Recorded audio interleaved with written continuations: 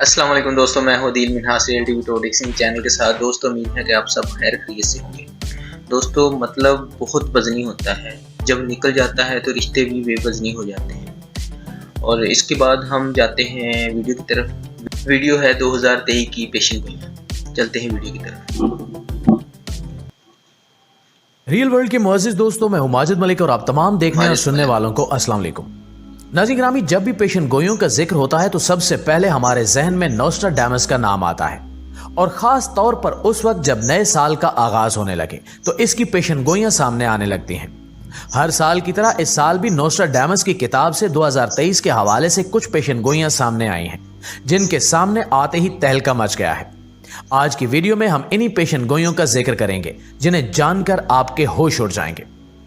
پیارے ساتھیوں، نوسٹراڈیمس کا تعلق ایک قدیم یورپی یہودی خاندان سے تھا، اور اس کا دادا بیریڈی نوسٹراڈیمس ایک یہودی تاجر تھا۔ لیکن نوسٹراڈیمس یہودی مذہب سے شدید نفرت رکھتا تھا، اس لیے اس نے یہودیت کو چھوڑ کر عیسائیت کو قبول کر لیا اور ایک مسیحی خاتون سے شادی کر لی۔ اس کی جانب سے کی جانے والی بیشتر پیشن گوئیاں بالکل سچ ثابت ہوئیں، اس لیے اس کو علم نجوم کا بادشاہ بھی کہا جاتا ہے۔ اس آنے والے نئے سال کی سب سے پہلی پیشن گوئی یہ ہے کہ اس سال تیسری جنگ عظیم کا خطرہ ہے، اور اگر یہ جنگ ہوتی ہے تو یہ بہت ہی خطرناک جنگ ہوگی جس میں ہزاروں لوگ اپنی جانوں سے ہاتھ دھو بیٹھیں گے۔ نوسٹراڈیمس کی کتاب میں موجودہ روس یوکرین تنازع کا ذکر بھی کیا گیا ہے، اور اس پیشگوئی کے ساتھ یہ بھی بتایا گیا ہے کہ اسی تنازع کی وجہ سے دنیا کو ایک بہت بڑی جنگ یعنی تیسری عالمی جنگ کا بھی سامنا کرنا پڑ سکتا ہے۔ اس پیشن گوئی کو مد نظر رکھتے ہوئے بہت سے ماہرین بھی اپنا تجزیہ پیش کر رہے ہیں، جیسا کہ معروف دفاعی ماہر مائیکل ایون ہینل اپنی کتاب دی سنکیکو پیراڈاکس میں لکھتے ہیں کہ دنیا بھر میں چلنے والے چھوٹے تنازعات کسی بھی وقت ایک بڑی جنگ کی وجہ بن سکتے ہیں۔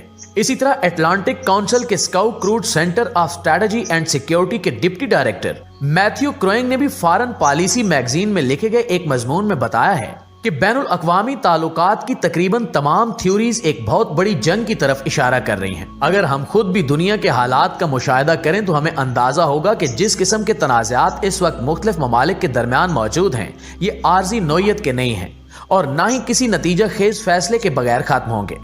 ماہرین کا کہنا ہے کہ بڑھتے ہوئے تنازعات کی وجہ دنیا پر حکمرانی کرنے یا قائم رکھنے کی خواہش ہے۔ مشرقی اور مغربی طاقتیں کئی برسوں سے اسی کوشش میں مصروف ہیں۔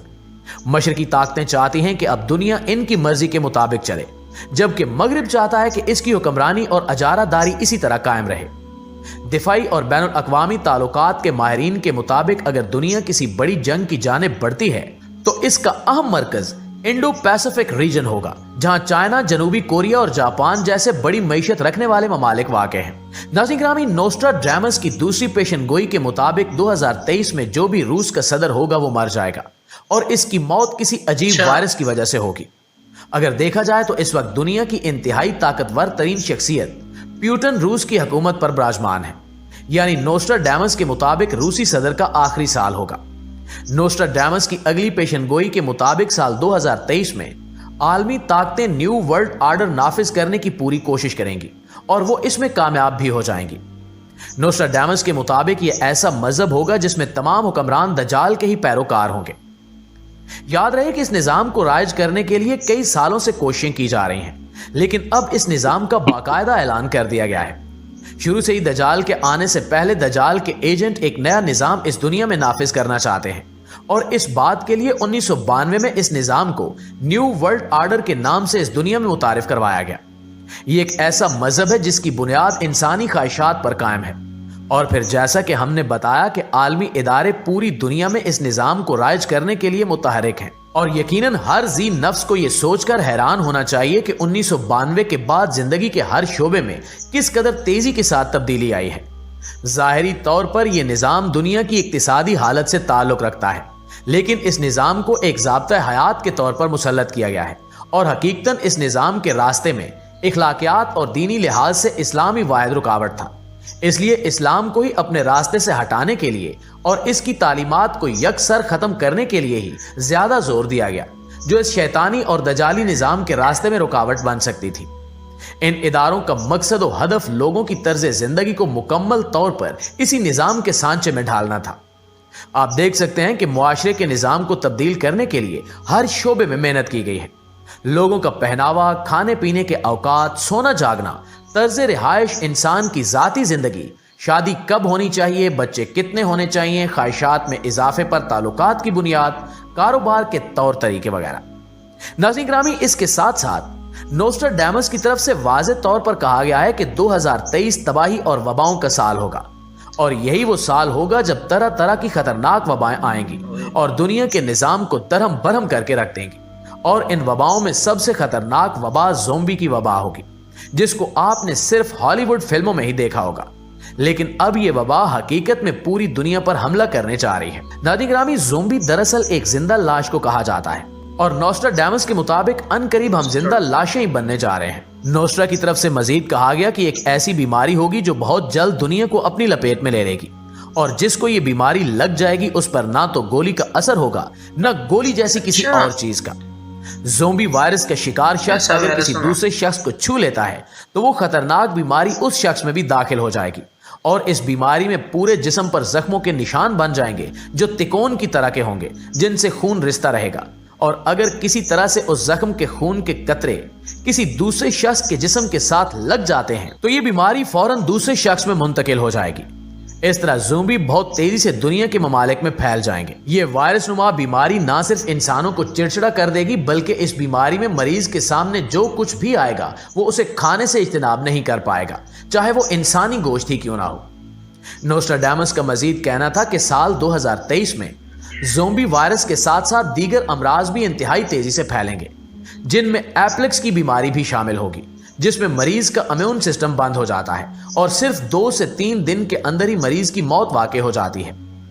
नोस्ट्राडामस की तरफ से यह भी कहा गया है कि इस बीमारी की शिद्दत इस कदर ज्यादा होगी कि मरीज के करीबी रिश्तेदार भी दूरी इख्तियार कर लेंगे, और यही वो वक्त होगा जब यह दुनिया आहिस्ता आहिस्ता वबाई दुनिया कहलाई जाने लगेगी और हर तरफ आहो बका का आलम होगा।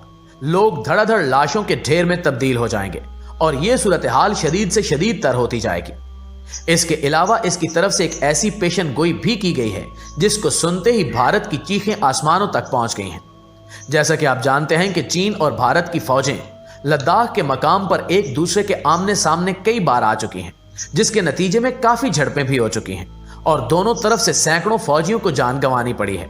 और अब आपको याद होगा कि गुज़श्ता बरस होने वाली झड़प के दौरान भी भारत को बहुत नुकसान उठाना पड़ा था, जिसमें तकरीबन 5 ऑफिसर समेत 50 भारतीय फौजी मारे गए थे। और अब अगर मौजूदा हालात का जायजा लिया जाए तो ये पेशनगोई भी सच साबित नजर आ रही है, जिसके मुताबिक पाकिस्तान अपने देरीना दोस्त चीन के साथ मिलकर भारत पर हमला करेगा और ये हमला गंगा जमुना के इलाकों पर किया जाएगा।